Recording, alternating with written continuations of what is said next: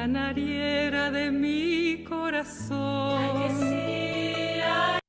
Algún día, yo creo que algún día vamos a hacer un Zoom entero de música sefaradí. Y esta es una propuesta que le voy a hacer a Graciela Teba para que convenza a Mario Cohen para que hagamos todo un Zoom entero dedicado a la música sefaradí, que es realmente maravillosa. Buenas tardes y buenas noches. Algunos ya van prendiendo las cámaras. Me encantan, veo a Ariel Carciente que nos está saludando, a Mirta Musari que nos está saludando, pero hoy imagino a Benny Schneider también que nos está saludando. Imagino que hoy no me quieren saludar a mí, sino que nos queremos saludar entre todos, porque hoy ni más ni menos que acá en Argentina estamos festejando el Día del Amigo, el Día del Amigo, el Día de la Amistad, y qué mejor que pasarlo con la comunidad virtual del CIDICSEF. También a los que nos están viendo en Facebook, imagino que nos deben estar saludando, nos deben estar mandando likes y todo tipo de reacción, porque hoy es un día muy especial y celebro y mucho poder pasarlo. A veces uno no se da cuenta, pero estos eventos maravillosos se terminan mezclando y pasamos el Día del Amigo con un evento del CIDICSEF. Así que qué mejor manera de pasarlo que esta. Una alegría inmensa. Ariel, que me conoce, me dice: los estoy viendo desde Jerusalén, desde la Santa Jerusalén. Así que, Ariel, un saludo grande y te mando un poco de frío desde Buenos Aires, si querés también, que sé que con las macabiadas y con todo hace mucho calor por ahí en Israel. Y bueno, hoy ya vamos a ir por la parte formal, como saben, de costumbre, buenas tardes y buenas noches, dependiendo desde qué rincón del planeta nos están acompañando en el día de hoy. Y con un encuentro muy especial, con una tarde, creo que ya es noche, allá aunque todavía queda algún rayito de sol, nos vamos a estar conectando con Suiza. Vamos a estar hablando con el profesor Ham der Boer, profesor de la Universidad de Basilea, sobre la revalorización de los salmos entre los nuevos judíos. Y ya por lo que estuve escuchando, sabe y mucho sobre este tema, así que hoy no me lo pierdo. Estoy, miren, lapicera, no sé porque estoy con el fondo, con lapicera en mano para tomar notas, porque estoy, mira, Mirta también está con lápiz en mano para tomar nota de lo muy interesante de lo que estamos hablando en el día de hoy. Quiero, como en cada encuentro, darle las gracias a quienes nos acompañan con su auspicio y en cada uno de los eventos que llevamos adelante con el CIDICSEF, que son la Comunidad Israelita Sefaradí de Chile, el Centro de Estudios Sefardíes de Caracas, la Comunidad Israelita Sefaradí del Uruguay, Centro Cultural Sefaradí de Montevideo, la Sociedad de Beneficencia Israelita Sefaradí del Perú, la Comunidad Hebrea Sefardí de Bogotá, la Comunidad Betel de Argentina, la Comunidad Marroquí Asilva de Buenos Aires y Tzavta. A todos ellos, muchísimas gracias por estar acompañándonos. Un saludo inmenso también, nos están mandando saludos desde Caracas, Venezuela, así que un saludo inmenso para ellos también. Somos comunidad en todos lados, en toda América Latina, en Europa, por todos lados. Así que un placer inmenso también presentar a quien va a presentar al invitado de hoy al CIDICSEF, que es el presidente Mario Eduardo Cohen, presidente del CIDICSEF, a quien le pido que prenda su micrófono y pueda contarnos quién es el profesor Ham der Boer. Bienvenido, Mario, buenas tardes. Un gusto, buenas tardes, buenas noches a los que nos siguen desde Europa, desde Israel. Bienvenidos nuevamente. Hoy, especialmente en el Día del Amigo, estamos en esta, digamos, en esta confraternidad a través del sistema de virtualidad. Hemos ampliado notoriamente nuestra cantidad de amigos. A todos, feliz Día del Amigo, como en la Argentina y creo que en varios países de América también. Hoy es un gusto volver a estar con ustedes. Ya son más de 2 años que trabajamos en estos temas y brindamos, como el CIDICSEF, la institución de estudios sefardíes más importantes de América. También brindamos en los estudios sefardíes y judíos en el más alto nivel. En este caso, hoy es un día singular, un día de lujo, un día de excepción. Tenemos a uno de los mayores especialistas del mundo especialistas del mundo en la literatura de los judíos de Ámsterdam, de Hamburgo, de Londres, y es para nosotros un altísimo honor. Nosotros estamos profundamente agradecidos por el gesto de acompañarnos, de dedicar a esta hora tan tarde en Suiza, de querer acompañarnos. No tenemos palabras de agradecimiento en nombre de la Comisión Directiva del CIDICSEF, de las comunidades sefarditas de América Latina, de la comunidad Betel y Tzavta. Todos estamos agradecidos porque una autoridad mundial en estos temas nos está acompañando y nos va a brindar sus puntos de vista. Bueno, una pequeñísima introducción nada más para que estemos en tema. En el siglo XVII, sobre todo, y un poco en el XVIII, hubo un crecimiento increíble de la literatura de los judíos de Ámsterdam, Londres y después también Hamburgo. Y ese crecimiento increíble, digamos, hoy es casi desconocido por la intelectualidad tanto en España, tanto en América Latina y tanto por los judíos. Pese al esfuerzo gigantesco que ha hecho toda su vida nuestro Harm den Boer, nuestro disertante de hoy,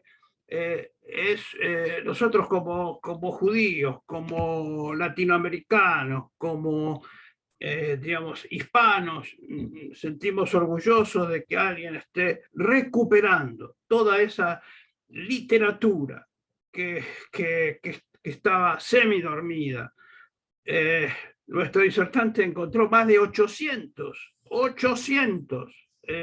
ediciones de libros, se encuentra en este momento en recuperación de todo eso. Yo le deseo que tenga vida larga y que pueda terminar con toda eso, porque nos hace bien, digamos, hace bien al pueblo judío, hace bien a la literatura hispana, hace bien a los hispanoparlantes.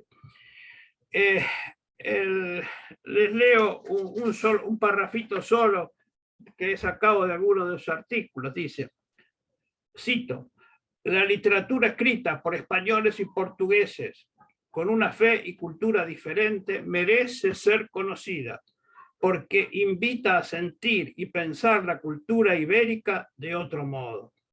Entonces, de alguna manera, den Boer nos está abriendo, está poniendo a los que eran desconocidos, le está dando la voz, de alguna manera. Entonces, entrando ya en el tema de hoy, nos comenta den Boer que vamos a hablar especialmente de un escritor que bueno, empezó llamándose Fernando Álvarez Melo y que terminó llamándose David Abenatar Melo, y que llegó a versificar los salmos.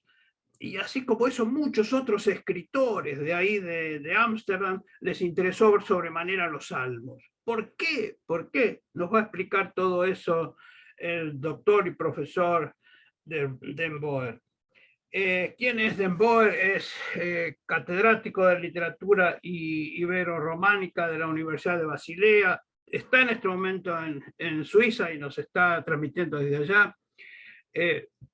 En el año 92 publicó su tesis, que es justamente la literatura sefaradí de Ámsterdam, y desde ese momento no ha dejado de estudiar ese tema. Siguió profundizando desde el año 92 hasta la actualidad, y espero que pueda seguir y terminar con este proceso de digitalización e impresión de toda esta literatura que por fin está saliendo a la luz gracias al trabajo de den Boer. Muchas gracias por acompañarnos. Nosotros somos agradecidos por el gesto de acompañarnos, por el gesto de brindar tus conocimientos. No tenemos palabras más que muchas gracias. Y te deseamos hasta los 120, como decimos los judíos, que hasta los 120 años puedas seguir construyendo y trabajando. Muchas gracias. Muchísimas gracias, es un gran honor Y usted puso el baremo muy alto. Vamos a ver si podemos cumplir algo de esta expectativa que usted acaba de crear aquí. Pero realmente es un placer poder hablarles de este tema que me apasiona, en el que me he metido mucho, en el que me siento muy apoyado últimamente también, porque les voy a hablar al final de un proyecto y los colaboradores del mismo proyecto están también conectados y les voy a presentar más al rato, pero ya no estoy solo. Está, por fortuna, ya arrancan un poco más estos estudios y creo que por las actividades que emprendemos vamos a ir consolidando este interés y este conocimiento sobre estos sefardíes de origen converso. Y pues muy apreciadas señoras, muy apreciados señores, todo el público presente, voy a empezar con una presentación que les tengo preparado y que posteriormente compartiré para que puedan verlo también tranquilamente.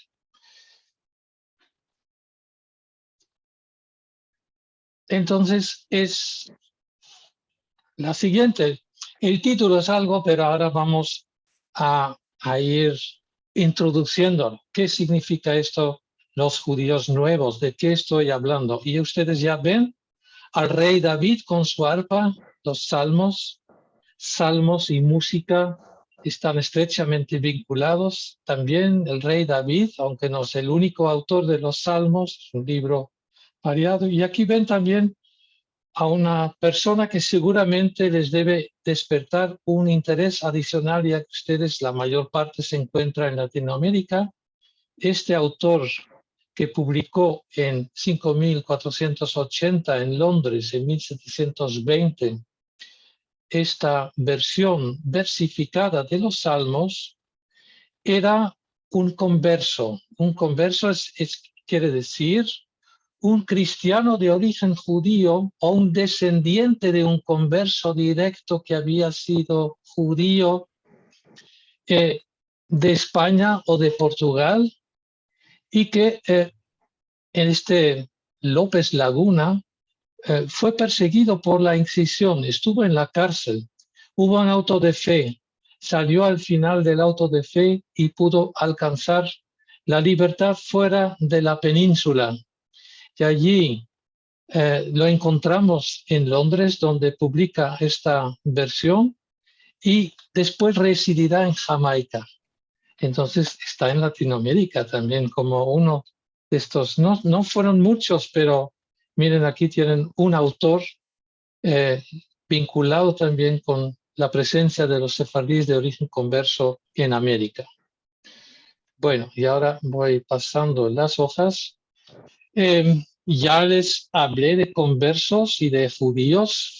El término converso es muy neutral. Ustedes saben que en España se maneja, se puede decir también judeo conversos. Y cuando decimos conversos, siempre implicamos que él es un cristiano que tiene un pasado de otra fe. Generalmente se vincula con los judíos, pero también los moriscos son conversos de origen musulmán. Entonces, en general, el término es conversos. Es un término bastante neutral. No todos los conversos fueron perseguidos, no todos los conversos estaban anhelando volver al judaísmo. Tenemos grandes escritores, Fray Luis de León, Santa Teresa de Jesús. Bueno, ustedes conocen toda una retahíla de autores, Arias Montano, el autor tal vez de Lazarillo de Tormes, en todo caso el de Guzmán de Alfarache.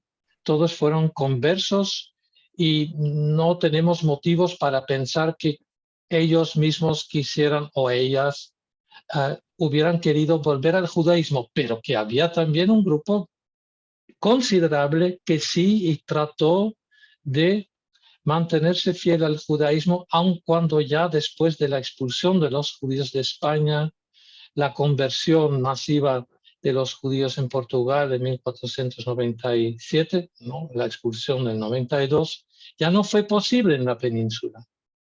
El converso es un término neutral, pero ustedes saben que hubo palabras también despectivas. Marrano es uno, pero es una palabra muy interesante que de por sí sería tema de otra conferencia, porque marrano era un término despectivo de una etimología que aún se discute, pero muy probablemente está vinculado al animal, la comida vedada en el judaísmo, pero este término con el que se habló despectivamente de estos conversos, insinuando que no iban a ser buenos cristianos, con los años y en círculos judíos, en la Haskalah alemana, por ejemplo, adquirió tonos de heroicidad, de resistencia, de una fidelidad en condiciones de opresión. Y luego adquirió este valor positivo y ahora estamos con las dos acepciones, porque si ustedes van a España y dicen, yo estudio la historia de los marranos, y le dicen a una persona cualquiera, puede haber un escándalo y no le van a entender, pero si van a Israel o si van a otras partes y si lo comentan en círculos más cultos en Inglaterra, por ejemplo, o en Alemania, van a tener una idea totalmente diferente. Judío nuevo. Bueno, ahí vuelvo al término diáspora sefardí 1, diáspora sefardí 2, que es un término que también se usa hoy mismo. La expulsión de los judíos que los llevó al norte de África por el Mediterráneo, las zonas del Imperio Otomano, los países balcánicos, esa primera expulsión y migración masiva en colectivo en gran parte. Esa es la Sefardí 1 y hay un número de ustedes que son efectivamente sefardíes que hablan judeo-español, etc. El otro caso es más borroso porque no se trata de una diáspora de un momento, sino de muchos momentos de Portugal, de España, de colectivos, quizás de familias, pero también de individuos, de los que dentro del cristianismo no se sienten a gusto, no se sienten bien en España o Portugal, y puede ser por la Inquisición, por la persecución, o porque siempre sienten el peso de ser considerados con discriminación o como potencialmente sospechosos, cosas que se tranquilizan en un momento y vuelven a presentarse. Ustedes saben, en España, después de la expulsión y de una ola terrible de persecución inquisitorial, en 20 años, bueno, desde finales del 15 hasta las primeras décadas del siglo XVI, hubo un periodo relativamente tranquilo, hasta finales del XVI, cuando vienen los migrantes portugueses, la unión de coronas, Felipe II, que anexa Portugal, y vienen muchos mercaderes conversos portugueses a España, donde están en condiciones económicas o también del régimen de Inquisición mejores, y causan una nueva ola de persecuciones en España. Entonces, ustedes ya ven, no es de un momento, es algo a lo largo de siglos, que es del siglo XVI hasta incluso el siglo XVIII. Y allí ya les hablé de la nación portuguesa. La nación portuguesa vinculada a un colectivo, había muchas naciones en la Europa del Renacimiento y del Barroco. Las naciones eran colectivos de personas, por ejemplo, los genoveses en España o en Portugal, comerciantes que tenían pequeñas colonias. Así también había colonias de conversos. Entre esos conversos, en esas colonias fuera de España y Portugal, en Francia, en Alemania, en Inglaterra, hubo los que se convirtieron después o volvieron a confesar abiertamente el judaísmo en comunidades nuevas. Y se conoció este colectivo como la nación portuguesa, pero entre ellos había muchos que habían sido españoles antes, porque habían sido expulsados de España. Luego sus descendientes en Portugal eran de origen sefardí español, ya se hicieron portugueses, pero también en el colectivo de la llamada Nassau portuguesa había españoles nacidos en España, pero se les conoció con este nombre. Bueno, ya tenemos los términos, ahora vamos a ir adelante. Aquí ustedes ven una representación que seguramente habrán visto porque circula mucho en Internet, y donde ven esa migración en rojo en gran parte, que es la diáspora 1 después de la expulsión de España.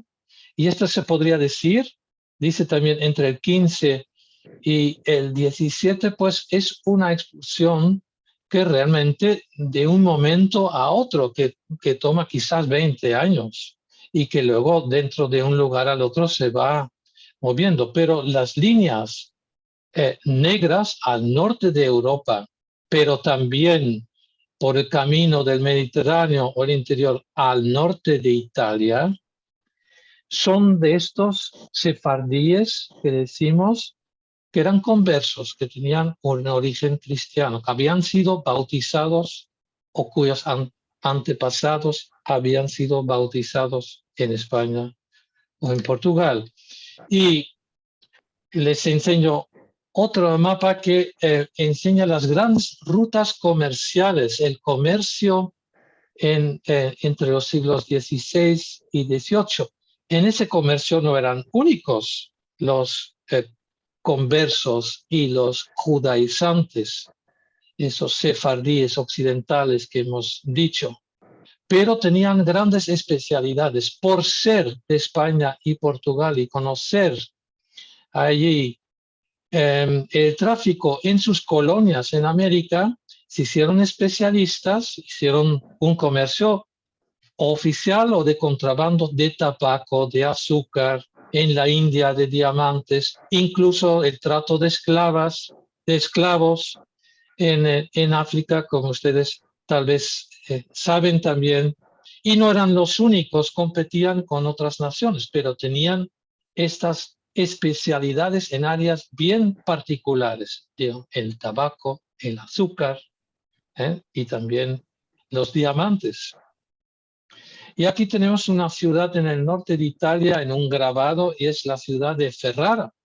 En Ferrara, en el siglo XVI, cuando empezó la Inquisición en Portugal, empezó medio siglo más tarde que en España, y también significativamente después de haber sido convertidos, bautizados, no hubo directamente Inquisición. Hubo 30 años en que estas familias pudieron irse asimilando sin esta vigilancia, sin este control. Se dice también que esto hizo que entre los conversos portugueses hubiera una mayor continuidad de judaísmo, porque pudieron mantener sus tradiciones durante más tiempo. Pero de lo que se trata ahora es que cuando hay Inquisición en Portugal, y empezó de una manera muy vehemente, hay emigraciones de estos comerciantes que son conversos, pero que buscan reconectar con el judaísmo. No son todos, no es ni siquiera la mayoría, pero es un grupo importante. Y en Ferrara tienen el permiso de residir, tienen el permiso también de vivir su religión. Y esto es excepcional. Duró una treintena de años. No fue un periodo largo, pero ese periodo permitió una actividad muy importante, porque ahora viene la gran cuestión. Si yo vivo durante mucho tiempo en la clandestinidad en España o en Portugal, sabiendo que mis orígenes son judíos y no tengo posibilidad de practicar, o si me siento cristiano tan ortodoxo y tan normal como los demás, católico, pero de repente me viene el peso de la Inquisición, se sospecha de mí, de mi familia, y yo quiero volver a esa religión de los antepasados, pero no tengo acceso a nada, no tengo conocimiento del hebreo, no tengo lecturas. Ahí fuera de España y Portugal empiezan a surgir imprentas porque hay una gran necesidad de reeducación. Y entre esa reeducación, ustedes verán que lo primero que se necesita es pues la Biblia y los libros de oraciones, porque esos permiten conectar, ir a la sinagoga y no sentirse totalmente ajeno a lo que pasa allí, el rito en hebreo. Uno lo puede seguir si sabe leer, y los comerciantes, muchos de estos están bastante leídos, tenían traducciones de la liturgia de la Biblia en español. Esas traducciones es algo muy especial en la península ibérica, porque justamente esta situación de las tres religiones, del Islam, del judaísmo, del cristianismo, una situación extraordinaria en la Edad Media, si lo resumimos así, hizo también que los cristianos medievales que tenían interés por la Biblia y no sabían latín, no sabían suficiente latín o querían divulgar algo de la Biblia, recurrían a traductores hebreos que les traducían la Biblia, el Antiguo Testamento, al español. Tenemos la famosa Biblia manuscrita, la Biblia de Alba, por un rabino comisionado por un gran noble español.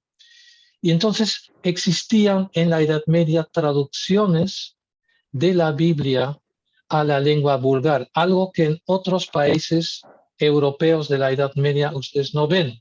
Son manuscritos, ahora se han recuperado, ahora se pueden estudiar. Pero de esos manuscritos, de esa práctica de traducir, estuvo también un núcleo de este proyecto nuevo de traducir la Biblia para los judíos nuevos, aquellos conversos que querían volver al judaísmo. Entonces hicieron esto en el siglo XVI, en 1553. Se publicó esta Biblia en Ferrara, aquí ven su portada. Y fíjense, eran los años del humanismo en Europa, donde había un gran interés por volver a las fuentes de la antigüedad, del griego, del latín, pero también del hebreo. Ustedes saben también de la gran Biblia políglota de Alcalá, un proyecto del cardenal de Cisneros, que, dicho sea, también fue inquisidor, pero también fue un erudito.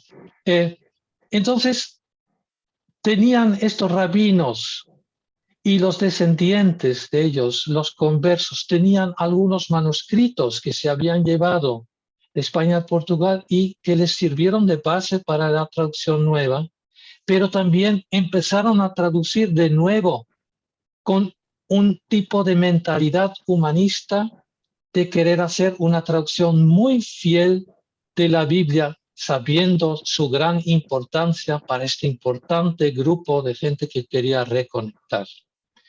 Entonces, esta Biblia tiene algo muy particular, no sé si ustedes saben, es la lengua superliteral. Este proceso se llama ladinar. No se confunda con el término ladino que se emplea a veces para el judeo español, pero el uso también de ladinar era traducir. Entonces, por ejemplo, tenemos aquí en nuestra hoja la palabra laesta. Ustedes díganlo en hebreo y ven que es el sustantivo con el artículo, pero también el determinativo tiene otra vez un artículo. Y esto en hebreo, y esto se traduce así también literalmente en español cuando hubiera sido suficiente decir esta palabra. No decimos la palabra esta y menos todavía la palabra la esta, pero la Biblia de Ferrara está llena de estas construcciones. La palabra paz, shalom, no solamente en el sentido de paz, sino también en otros sentidos. Hay palabras de traducciones medievales, hay neologismos. Cuatropea, animales de cuatro patas. El término abunda. Ustedes conocen también la palabra solombra, que tiene esa poesía, ¿no? de la palabra del judeo español también. Y eso también aparece en la Biblia de Ferrara. Y, por ejemplo, un rasgo, el participio de presente, ya que el hebreo no tiene esa determinación temporal que tiene nuestro sistema verbal en muchas lenguas europeas, lo que les parece a muchos traductores una solución es dejar esta indeterminación también con el gerundio o el participio de presente. Obrantes tortura se encuentra en la Biblia de Ferrara y muchas veces abreviado, es decir, apocopado, les falta la cosa final, tes, y dice obran tortura. No es que ellos obran tortura, sino quiere decir obrantes tortura. Quiere decir los que cometen injusticias. Que ustedes ven, tortura no tiene nada que ver con lo que sufre uno de tormento. Tortura aquí es de tuerto, de hacer injusticia. También es una resonancia. Aquí ven ustedes, y yo tengo un ejemplar de un tomo, la Biblia texto hebreo revisado por el sabio Meir Halevi Leteris, traducción española de la verdad hebrea por excelentes sabios ordenada por Abraham Musque. Es una nueva edición del texto español de Ferrara, realizada en Buenos Aires en 1945. No sé si ustedes conocen esa Biblia o la tienen. Es un gran logro y es una de las muchas reediciones de esta Biblia que les acababa de enseñar. Esta Biblia que es un tomo, mis manos no alcanzan en la pantalla para decir, es un tomo en folio, es un libro que no te llevas sin ser descubierto, es un libro magnífico, muy grande, costoso. Pero luego salen otras ediciones, sobre todo en Ámsterdam, 1611, 30, 46, es decir, 6 ediciones de la Biblia. Pero el libro que se lleva a la sinagoga tiene la Torá y la lectura de profetas para la lectura semanal. Entonces de eso también salen muchísimas ediciones, 9 en Ámsterdam entre 1627 y el 33. Y el Salterio también es uno de los libros que tiene muchas reediciones. O sea, ya ven que estamos llegando a los Salmos. Primero en Ferrara y después en otros lugares, en Ámsterdam, también en Livorno y no sé si también en Venecia. Y liturgia, no sé cuántas ediciones, son más de 50 de la liturgia del Sidur, del Mahzor, de todas las oraciones especiales que se imprimen. Y ustedes saben, en las oraciones está presente siempre, están presentes los salmos.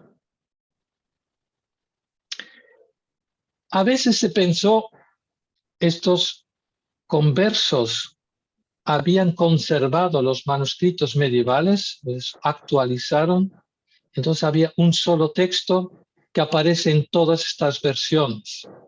Y curiosamente vemos que no, que es una gran actividad de traducción y revisión a lo largo, ya en los años de Ferrara. Es decir, los salmos que están en la Biblia de Ferrara no muchas veces tienen pequeñas variantes en el Salterio de 1554, porque un traductor, un rabino, no está contento con la traducción de una palabra y piensa por razones exegéticas, por ejemplo, que es mejor otro vocablo. Y así hay variantes. Y ahora una pequeña imagen de comerciantes que ustedes ven en un mundo oriental. Esto es una imaginación de un pintor holandés del siglo XVII, de comerciantes no necesariamente judíos. Supongo que bien podrían ser en algún país, quizás en Marruecos. Ustedes ven el contexto de estas personas, judíos de origen converso, no se distinguen como judíos en Ámsterdam. Y muchas veces tienen un nombre judío y tienen también un nombre, como diríamos, gentil o cristiano, con el que se siguen comunicando en el mundo. no es nada extraño, la práctica sigue hasta el día de hoy, ¿no? Que hay un nombre de ser llamado en la sinagoga y otro nombre con el que uno es conocido en la vida. Y ustedes ven aquí las sinagogas para dar en una imagen esta gran diáspora, estas comunidades que surgen de colonias de comerciantes que tienen voluntad de retornar al judaísmo. Vemos en el centro como la sinagoga más y el centro más importante, la sinagoga de Ámsterdam, la nueva, la estrenada en 1673. A nuestra izquierda arriba tenemos la de Venecia, muy importante también. En Venecia había sefardíes de la diáspora 1 y sefardíes de la diáspora 2. Los orientales y los occidentales también se dice. Aquí ven en blanco y negro la sinagoga está en medio y a la izquierda de Livorno, que ya no existe. Tenemos la sinagoga, creo que esta es de Curazao, si no es de Paramaribo, pero en todo caso de América Latina. Y allí arriba en la derecha tienen la de Hamburgo, tuvo varias sinagogas, y creo que una sinagoga histórica no se conserva. Y tenemos la de Benchmarks de Londres, también muy interesante, y la lista no es completa. Y aquí vemos los dos motivos de esa diáspora, de ese establecimiento de estas comunidades. El comercio, aquí vemos a los comerciantes, los barcos, las actividades, y en holandés el lema que se pone aquí, perdón, es el mercader perfecto. Aquí ustedes ven en francés le parfait négociant, alguien que está apuntando lo que llega, etcétera, lo que se embarca. Pero ustedes también ven aquí en la Plaza del Rocío un auto de fe con los condenados en San Benito, pintados con los demonios y su cara, con la mayor humillación y para un grupo algunas veces el peor de los castigos, ser quemados vivos o ser previamente estrangulados. En fin, esta es la otra realidad que propició esta diáspora. Entonces, muy rápidamente vamos a un rabino, Menashe Ben Israel, muy conocido y que publica uno de estos libros de la Biblia, los 5 libros, lo que se lleva uno a la sinagoga y lee después en casa con los haftarot, con los profetas, la lectura de profetas semanal, impreso en Ámsterdam. Es decir, los rabinos, incluso nacidos entre estos conversos, muy pronto los jóvenes tenían una formación estupenda, pudieron reconectar, tenían la reconexión incluso con rabinos de la diáspora 1 del norte de África, Uziel, hay varios muy importantes que en muy poco tiempo, gracias a los estudios, alcanzan un nivel impresionante de conocimientos judíos al servicio de estos judíos nuevos que no saben el hebreo y se van acercando a su religión a través del español. Y a ustedes ven aquí un salterio impreso en Livorno. Y dice que no saben hebreo, son demasiado mayores para aprenderlo. Algunas veces se dice que eran las mujeres. Sí, bien puede ser. Las mujeres también tenían, y sabemos que inscritos como ex libris en estos libros encontramos Esther Machoro, nombres de mujeres, pero no únicamente mujeres. Las personas mayores que ya no podían aprender hebreo, no tenían la capacidad, no tenían el tiempo, leían de esto. Y ahora vemos diferentes ediciones del Salterio, y aquí tenemos un último ejemplo antes de abordar directamente lo que es la importancia de los salmos. Aquí tienen una edición impresionante tipográficamente porque ven que el impresor en Ámsterdam es un judío, que imprime hebreo perfectamente con esta letra tan preciosa que se utilizó en la imprenta judía de Ámsterdam, ven que el hebreo está presente junto al español y vemos un texto articulado con una introducción de qué trata el Salmo, está en cursiva. Tenemos el texto del Salmo en hebreo, tenemos la traducción, una traducción basada en la primera de Ferrara, pero que este rabino Jacob Leão de Hamburgo, de familia portuguesa, que se llamó León Templo porque había reconstruido un modelo del Templo de Salomón y hizo un libro muy erudito sobre el Templo de Salomón, por eso se le llamó León Templo. Pues él encuentra que la Biblia tan literal, muchos nuevos judíos no entendían ese lenguaje tan raro para un castellano o luso parlante del siglo XVII.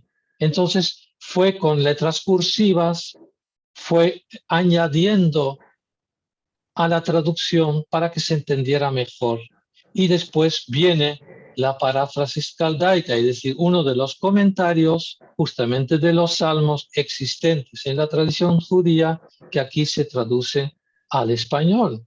Entonces proporciona para el interesado pues una mayor inteligencia de los salmos.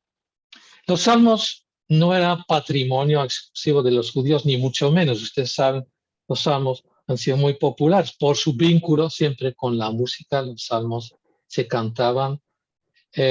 Los salmos penitenciales eran los 7 salmos penitenciales muy comunes en la Edad Media, pero en el humanismo cobra una mayor importancia tanto por revivir la antigüedad y los humanistas que estudiaban a Horacio y Virgilio y las odas, reconocían en los salmos también las odas, e incluso iban traduciendo al latín, iban haciendo versiones poéticas de los salmos con metros de formas poéticas latinas, porque reconocían que era un mismo tipo de modalidad poética.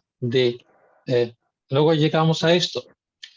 Ustedes saben, en España esto se dificultó enormemente por la Inquisición y la aparición del primer índice de libros prohibidos, ya antes, ya en el siglo XV, bajo los reyes católicos, pero no eran ellos responsables directamente, eran voces de la Iglesia que decían que no debía circular la traducción de los salmos ni de la Biblia en lengua vulgar. Pero igualmente, como se reconoce su valor de devoción, sí fue circulando y hubo momentos importantes en donde sí se hizo. Corresponde también a una nueva forma de devoción más personal. Ya no es la religión únicamente de los ritos, de comulgar en la iglesia, de no entender de qué se va, sino es ese interés creciente del creyente de querer comunicarse con su Dios, de interrogarle, de buscar un sentido individual, más cercano. Y esto entre cristianos. Pero nuestros conversos son hijos de cristianos, son hijos de su tiempo y se identifican mucho con los salmos también. Y ustedes tienen aquí a 2 grandes humanistas, Arias Montano, el que hizo una Biblia latina impecable, un gran conocedor de la tradición judía, hebrea, debo decir, pero que era un cristiano y trabajaba para Felipe II. Y Fray Luis de León, que tuvo este interés, que fue maestro de hebreo, que fue catedrático en Salamanca y tuvo vínculo estrecho con los salmos, entre otras traducciones que hizo de la poesía clásica, su propia poesía, pero también los salmos. Eso ha sido estudiado y tengo una pequeña bibliografía donde lo pueden ver. ¿De qué van los salmos? He encontrado que una teóloga resumió Los salmos son help, thanks, wow. Es decir, en gran parte es ayúdame Dios, socorro, estoy angustiado, ¿qué hago? ¿Cuál es el sentido de esto? ¿Por qué me persiguen? Es gracias al Creador, es gracias a Dios, son las alabanzas y wow, es la maravilla de la creación, la maravilla de la ley. Entonces ustedes tienen aquí ya 3 palabras que para un creyente individual ya le proporcionan todo el motivo de relacionarse con este libro poético. Destaco de nuevo la forma personal, pero también colectiva. En la comunidad, en la sinagoga, tiene ciertos salmos con los que colectivamente se expresan las gracias. Esto se contrapone al judaísmo, que muchos conversos que volvieron al judaísmo vieron como un choque. Hemos escapado del control de la Inquisición, de las reglas que nos ponen, de que si confesamos, que si vamos a misa, etc. Y ahora los rabinos nos dicen que esto sí lo podemos comer, esto no, tenemos que rezar no sé cuántas veces al día. Entonces, era un choque para estos judíos nuevos, una forma de religión que ellos consideraban ritualística y con la que tuvieron que hacerse. Era también una forma de identificación. Muchos la aceptaron voluntariamente y con, se podría decir, entusiasmo. Otros no, otros lo vieron como reglitas. Y entonces algo como los Salmos y otros libros de devoción de autores judíos proporcionaban también un sentido interior de relacionarse con la religión, no mediada, algo directo entre el creyente y su Dios, reflejado en el texto de David. Pero también esta identificación de sus propias penas y persecuciones, en donde vemos entonces que surgen traducciones poéticas de los salmos, y ahora vamos, en donde un autor que había sido perseguido en Portugal, en Lisboa, David Fernão Álvares Melo, fue encerrado, fue detenido por la Inquisición y en la cárcel no sabía de qué se le acusaba. Y realmente la gran cuestión es si había prácticas criptojudaicas en su familia, como insinuaba la Inquisición, como siempre insinuaba la Inquisición, o si fue la Inquisición misma que despertó en este hombre angustiado un proceso de reidentificarse con aquello de lo que se le acusaba. Y sabemos que durante su periodo de cárcel empezó a encontrar consolación en los salmos y hizo ya primeras versiones rimadas de los salmos. De memoria, no tenía acceso a libros y a duras penas podían conseguir con qué escribir. Pero lo sabemos a través del proceso que hubo contra él, en donde vamos a ver después en su traducción aparece tribunal. Cuando me juzgan, aparecen leones y los leones son identificados con los perseguidores católicos. La Inquisición muchas veces era una palabra clave, los leones, los fieros leones que nos persiguen. No es el león de Judá, es en este caso los malsines, aquellos que denuncian a una persona en secreto sin que se sepa la identidad. Aquella gente vil que por envidias, por celos, por supuestos escrúpulos denuncia a una persona, si conozco y no es, veo que están limpiando su casa los viernes por la noche y tal, y barren para adentro. Todo lo que habían oído de la Inquisición se lo decían de personas, a veces con razón, muchas veces eran puras mentiras, llamados como malsines. Eran horribles los que delataban a otros, los traidores. Y en las traducciones también aparece en el potro del tormento. Ustedes saben, el potro es uno de la tortura, no era la práctica constante en la Inquisición, pero sí existía. Cuando se sospechaba que una persona sabía más, pero no lo decía, se utilizaba una forma de tortura que era atar a una persona sobre un tipo de potro de caballo y tirarle de los brazos y de los pies. Bueno, en fin, sabemos los detalles horribles, porque había siempre un notario que escribía escrupulosamente, palabra por palabra, los gritos, las angustias, los ayes de las personas que estaban siendo sujetas a la tortura. El potro era pues algo, decían entre ellos potro, y ya se sabía a qué se refería. También los salmos de penitencia servían para arrepentirse del pasado, porque muchos rabinos ortodoxos decían, ¿y por qué no se salieron antes de España? ¿Por qué primero esperaron arreglar todo el viaje y sus criados y sus pertenencias y vivieron 20 años en riqueza y finalmente deciden salirse?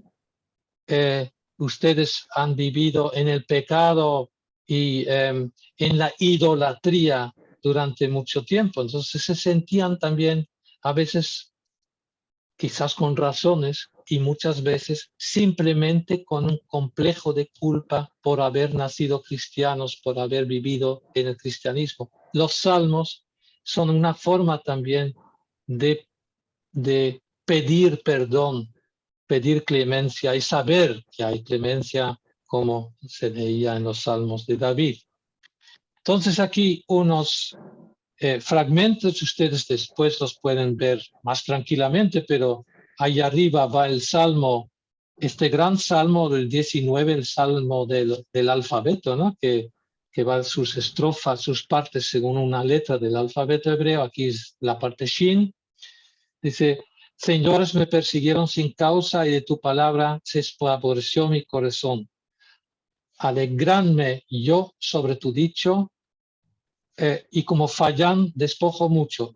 Como fallantes como aquellos que hayan mucho despojo. Ustedes ven aquí el participio del presente apocopado de lo que les hablé. Ven otra palabra en amarillo, estrompiezo en vez de tropiezo.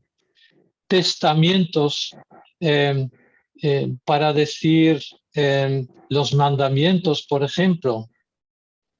No eran los mandamientos, sí, tus testamentos lo traduce aquí. Y frente a ti, a tu encuentro. Encuentro no tiene aquí la misma acepción que tiene en el castellano de la época de hallazgo, de encuentro con una persona, sino frente a ti. Y aquí va la versión amplificada en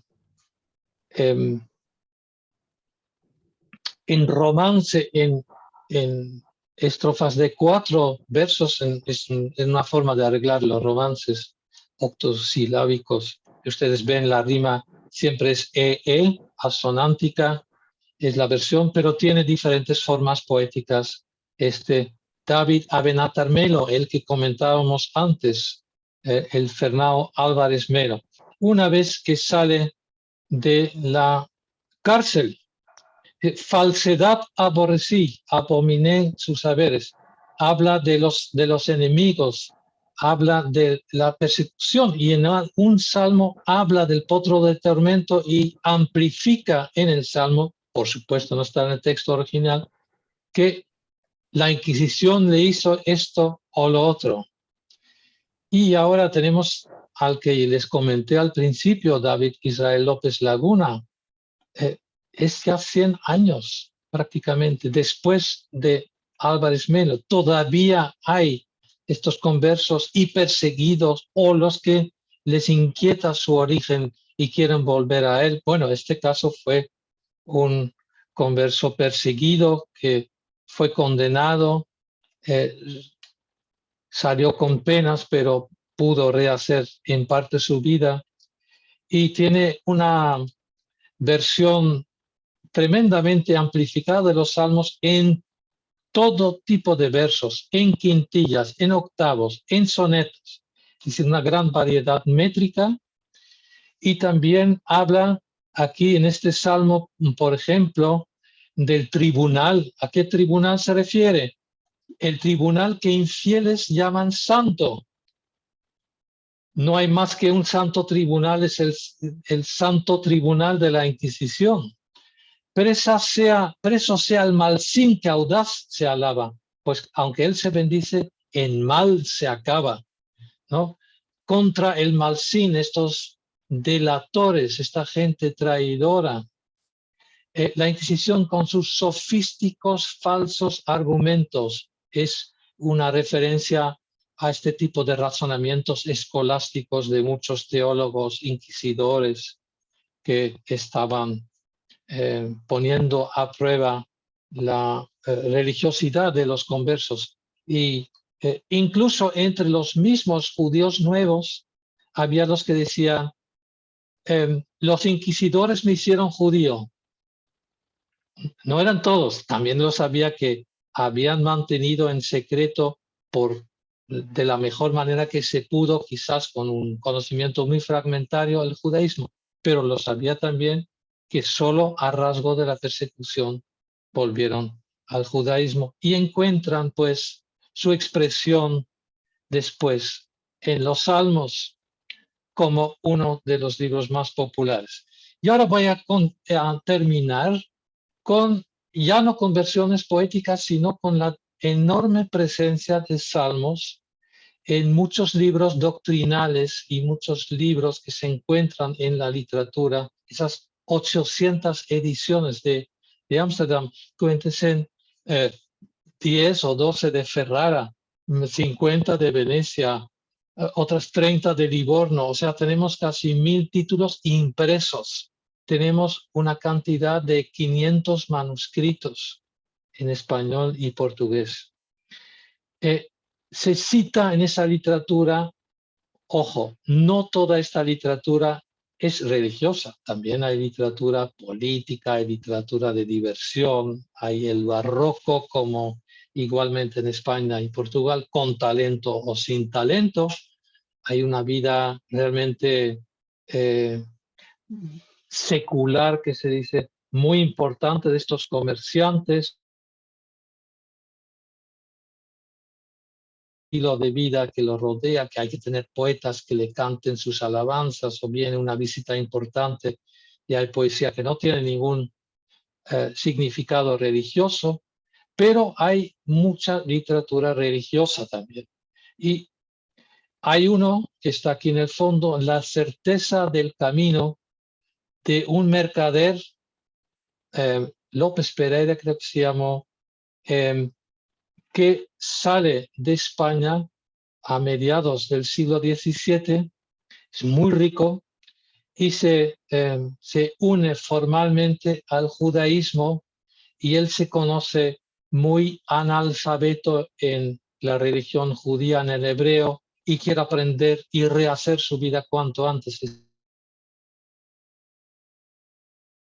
Mesías Sabtai Tzvi, y justamente en ese año del mesianismo entre los judíos, 1666, publica este libro, que es una apelación a muchos de sus correligionarios en Ámsterdam y en la diáspora sefardí, de hacer una vida más estricta, más religiosa, más consciente, más reflexiva sobre sus culpas, y cita mucho de los salmos, muchísimo. Es el libro más citado de la Biblia en su existencia. Quiere decir que sería uno de los primeros textos a los que acudían estos. Y por cómo utilizar los salmos. Es muy interesante, habíamos hablado de esos tres términos de alabanza, del sufrimiento y de la admiración, etcétera, por la creación, pero en Pereira es muchas veces para confirmar la autoridad de la Torá, de la ley de Dios, del Dios único, que también se encuentra en los Salmos. dice, piélagos de aguas descendieron de mis ojos porque no guardaron tu ley. Aquí la culpa por abandonar la ley, y en otros, denunció sus palabras a Jacob, sus fueros y juicios a Israel. No hizo así a todas las gentes. La exclusividad de la ley dada al pueblo judío, y en otros muchos fragmentos, la eternidad de la ley, la validez de la ley, el que es la orientación para la vida siempre. Esto para Pereira, un comerciante arrepentido de su vida anterior, que se volvió muy piadoso. Pero tenemos aquí un texto muy poco conocido sobre el que publiqué hace poco.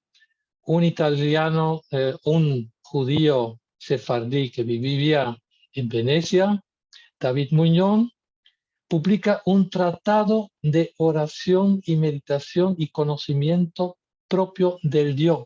Fíjense aquí, entre los sefardíes de origen converso utilizaban el Dios, como en judeo español, o Dios. Bueno, decididamente es el Dios siempre. Y es un contexto místico. Él dice que fue mercader que estuvo en América.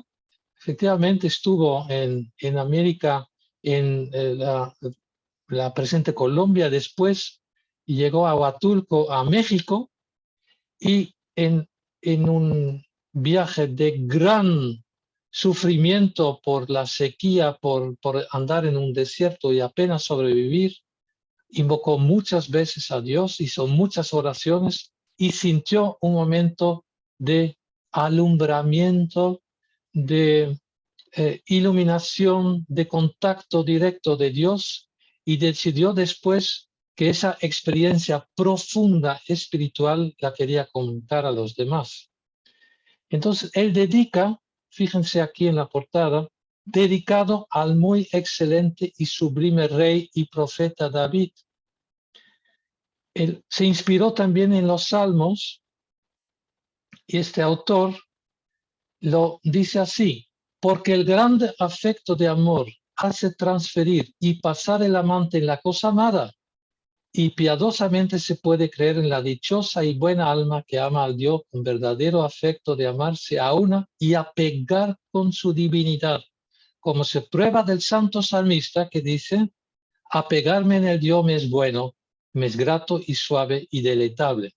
En el Salmo es estar cerca de Dios, acercarme a Dios, pero él lo toma muy literal. Comunicarse directamente a Dios es su meta. Y dice que lo logró y que va a escribir en su tratado cómo logra esta unión con Dios. Y lo tiene también de los diálogos de amor de León Hebreo o León Abravanel. Y aquí la traducción. Bueno, pues ya este recorrido se cierra aquí. Podríamos dar muchos ejemplos, pero no quiero marearles.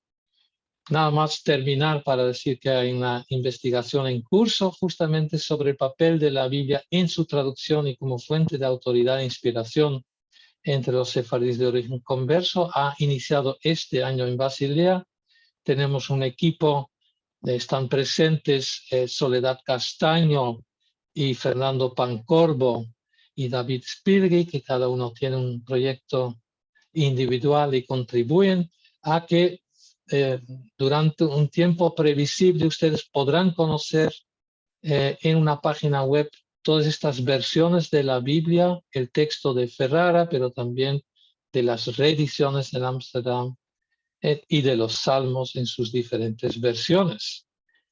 Entonces, estamos haciendo este proyecto y esperamos seguir comunicando con ustedes. Muchas gracias por su atención y me será un gusto contestar preguntas. Bueno.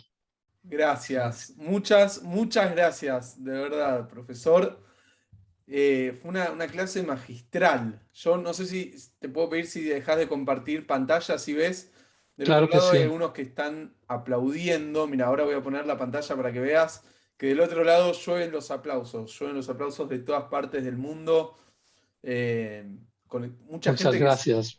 que se estuvo sumando al Zoom en este momento, que se estuvo sumando también en Facebook, y llegaron algunas preguntas, y vamos a tener unos 10 minutos más o menos para poder hacer, como decimos acá en Argentina, un ping-pong de preguntas, tratando de ser lo más breves posibles, así hacemos Muy la bien. mayor cantidad de lo que se pueda, y si hay que profundizar en algún tema, por supuesto, no hay ningún inconveniente. La primera pregunta que me llegó es: ¿por qué toda esta rica literatura de Ámsterdam no es ampliamente conocida por los españoles actuales ni por los judíos? Eso es una pregunta muy interesante, compleja. Vamos a decir, lo primero es que son textos que se conservan en libros que hoy día son muy raros. Entonces, una primera fase de mi investigación y de otros, empezó el rabino erudito Meyer Kaiserling, fue muy importante a finales del siglo XIX a recopilar títulos, pero luego de saber los títulos uno quiere saber ¿y dónde puedo leerlo? ¿En qué biblioteca? Y hoy día tenemos muchos textos digitalizados, pero ustedes saben, los libros del siglo de oro, aunque estén digitalizados, muchas veces es el choque de su presentación tipográfica, su ortografía, los muchos errores que hay porque los impresores fuera de España y Portugal no conocían el español o el portugués. Entonces, los espacios entre las palabras son a veces horribles. Entonces, esta literatura tiene que prepararse y editarse. Y ahora, poco a poco, se está haciendo. Hay un núcleo de textos que va siendo conocido. Hay unos autores que son conocidos. Miguel de Barrios, sea uno de los grandes poetas, sobre el hay estudios, nacido en Montilla y muerto en Ámsterdam, pero que pasó por Italia, hizo un viaje de naufragio al Nuevo Mundo. Tenemos también estudios y algún texto de otro autor, el que descubrió por primera vez el mecanismo de la bolsa en Ámsterdam, José Penso de la Vega, un autor muy importante, y Fernando Pancorbo, que está siguiendo esto, hizo su tesis sobre este autor tan importante, un libro que ustedes también podrán conseguir. Y así están saliendo. Ruth Fein, mi colega de Israel, que también es argentina, ha hecho estudios también sobre este López Laguna, por ejemplo, el de los Salmos de Londres que vivió en Jamaica, hizo también estudios.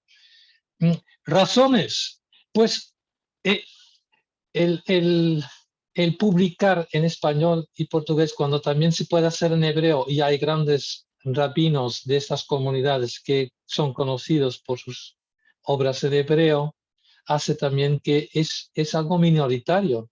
Entonces, muchos estudiosos de estas comunidades, muchos saben inglés o francés o alemán, y el español y portugués no siempre está tan presente, y conocen perfectamente los archivos inquisitoriales, pero las obras literarias no siempre.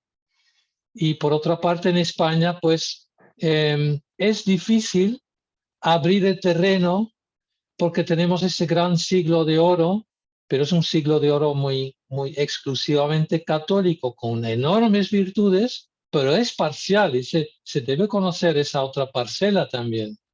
Y hay un grupo también pequeño de protestantes que escribió fuera de las fronteras de España y Portugal en español o en portugués. Tampoco se conoce muy bien. La Biblia de Valera sí. La Biblia protestante de Valera, la que más circula en las redes, es de un cura huido de un monasterio, de un convento de Sevilla, que luego fue protestante y hizo la segunda versión después. Bueno, en fin, estas son razones en breve, pero ustedes van a ver que se va a conocer más y más.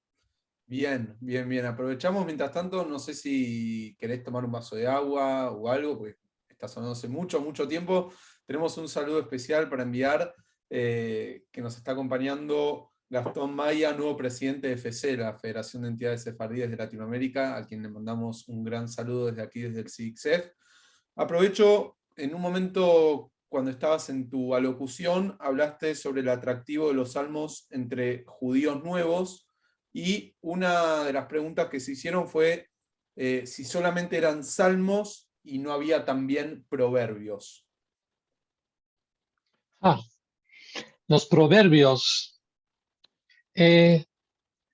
Los proverbios, hay dos aspectos. La literatura sapiencial hebrea en su traducción de la Biblia también apela, pero yo diría es menos presente en las citas. Y luego tenemos todo este caudal de los refranes, como lo conocemos, de la cultura judeo-española. Esto entre los comerciantes, esa cultura oral popular no vivía tanto, era gente muy leída. Entonces, si conocían refranes, eran los refranes de los autores del Siglo de Oro, que a su vez lo tenían de la tradición popular, pero era mediante un tipo de mediación, ¿no? Una mediación a través de la literatura del Siglo de Oro. No se encuentra, no tenemos tantas huellas de dichos y refranes en estas comunidades. Seguramente hay más de lo que conocemos, pero sería lo que se hablaba y no nos queda mucha huella escrita. Bien, bien, perfecto. Mientras tanto, aprovecho, bueno, se están enviando saludos de muchas partes. Y si yo no envío, si yo no digo que nos están saludando, después se van a enojar conmigo. Mandan muchos saludos de Hollywood, Florida, desde Colombia.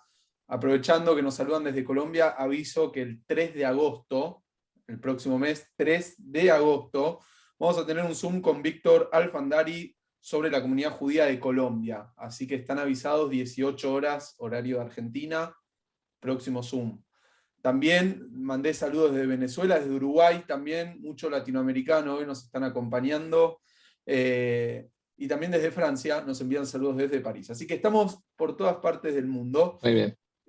Y aprovecho para hacer la última pregunta, que es muy interesante, me parece, que dice: ¿cuál es la relación entre Rembrandt con los escritores judíos de Ámsterdam? Bueno, si ustedes han visitado Ámsterdam y han visto la casa museo de Rembrandt,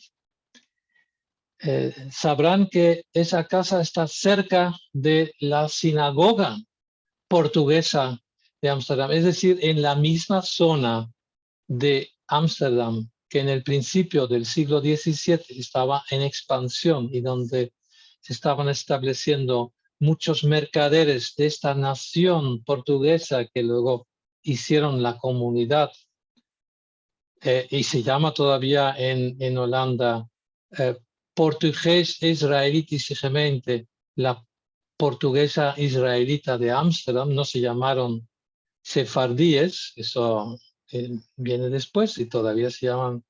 En fin, ahí se establecieron. Rembrandt pudo verlos.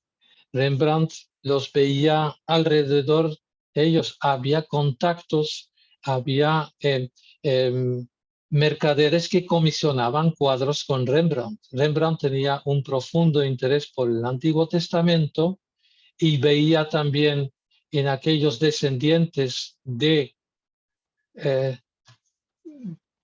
judíos, descendientes de antiguos judíos, veía también los ejemplos bíblicos. Entonces también se especula que para los modelos que ha tomado para sus cuadros bíblicos podrían haber sido personas de esta comunidad, aunque les ponía con una ropa muy oriental en su imaginación bíblica. Es decir, no hay que pensar los personajes pintados por Rembrandt, pero por ejemplo, Menashe Ben Israel en un grabado está con su atuendo de un holandés del siglo de oro, pero con la kipá también, dibujado por Rembrandt. Y hay una obra de Menashe Ben Israel sobre las profecías de Daniel, donde hay 4 aguafuertes proféticos de Rembrandt, muy interesantes. Bien, bien. Me quedé ahí pensando porque me siguen mandando entre saludos, preguntas. Es un montón todo lo que está pasando. Y yo quiero decir lo siguiente, porque estamos ya en horario límite. no solamente que ha sido un gusto, sino que ojalá, es mi deseo y el de muchos que me están escribiendo en el chat, poder tener un nuevo encuentro con vos, porque es realmente impresionante, impresionante lo que estamos viendo, lo que estamos aprendiendo, lo que estamos conociendo de la historia que muchas veces no estamos al tanto. Entonces, me dicen desde Brasil, hay que repetir, tienen que repetirlo, por favor, me están diciendo. Así que en todos los idiomas estamos llegando. Profesor Jander Boer, ha sido un gusto enorme tenerte hoy con nosotros, ha sido un lujo, de verdad, y creo que nos llevamos mucho. Le veo ahí a Lidia, que todavía sigue anotando un par de cosas más. Estamos todos muy, muy contentos, de verdad, de tenerte hoy, y agradecerte mucho por el tiempo que has tenido para con el CIDICSEF, y después del CIDICSEF con toda esta comunidad que somos tan amplia en todo el mundo, que abarca varios continentes. No sé si tenés ganas de decir algo más antes de que nos despidamos en el día de hoy. Por supuesto, estoy muy agradecido de tener esta oportunidad de ver el interés de ustedes. No veo a todo el mundo, pero me parece muy, muy amable que ustedes ponen sus cámaras y que les pueda ver, y agradezco mucho este interés, y desearía poder hablar en presencia, desde luego, sería un enorme honor y un gusto, y tengo ese viaje proyectado, no definido todavía, pero ojalá que se podría hacer. Y mientras, bueno, pues ya veremos lo que se puede. Que sigan disfrutando de esta magnífica serie de conferencias también organizadas. Agradezco mucho esta oportunidad y que sigan bien. Muchas, muchas gracias. Las puertas virtuales están abiertas, las puertas de la sede del CIDICSEF en Buenos Aires también están abiertas, esperándote con mucho, mucho, mucho gusto. Así que ha sido un placer, nos despedimos con un muy fuerte aplauso. Gracias, profesor Jander Boer, desde Suiza para todo el mundo. Y a todos ustedes, queridos amigos, gracias por acompañarnos. Feliz día, como decimos aquí en Argentina, es el Día de la Amistad, así que un placer inmenso. Y nos estaremos reencontrando el próximo 3 de agosto. Hasta la próxima y muchas, muchas gracias. Nos vemos. Muchas gracias.